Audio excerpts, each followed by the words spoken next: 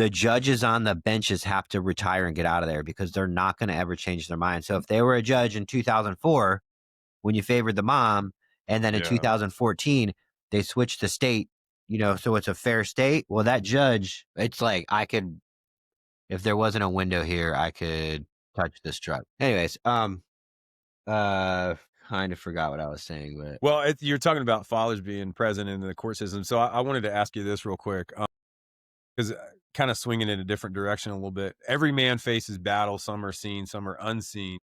What's the one battle for you, Tyler, that kind of defined your journey the most? Could you pick out one? of fatherhood. Well, anything, man. Like kind of what got you. You said you gave your life to Christ in 23, right? Yeah. So I think my biggest thing is I'm not good. I'm not awesome at anything. I'm not even really a jack of all trades of a lot of stuff. I've followed my gut. I always listened to what I think was God telling me and talking to me. I was really into band. I sucked at sports, right? I just wasn't good at them.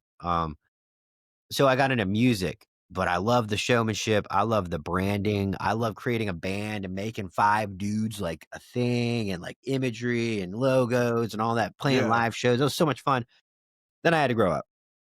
And something told me to join the military and go to war. Like something, and just one day I was like, okay. So I did that. But I always wanted to be a cop. So I did that. And then when I was never good enough in the military, never cared either. I didn't even know what SF really was until like Really? I was getting out. Definitely didn't know what PSYOP, civil affairs. I didn't know any of that stuff that we call big boy army. Yeah. I knew nothing about SF.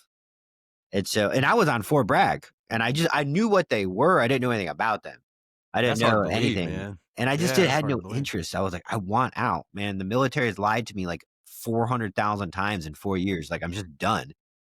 So I I got in. I went to college. That was pretty normal. That's probably one of those more normal things in my life. And then I got into law enforcement, and then I just wasn't good. I was good at stuff. I was on street crimes. I did a stint with SWAT. Like I did everything. So I was good enough to do these things, but I didn't excel at anything.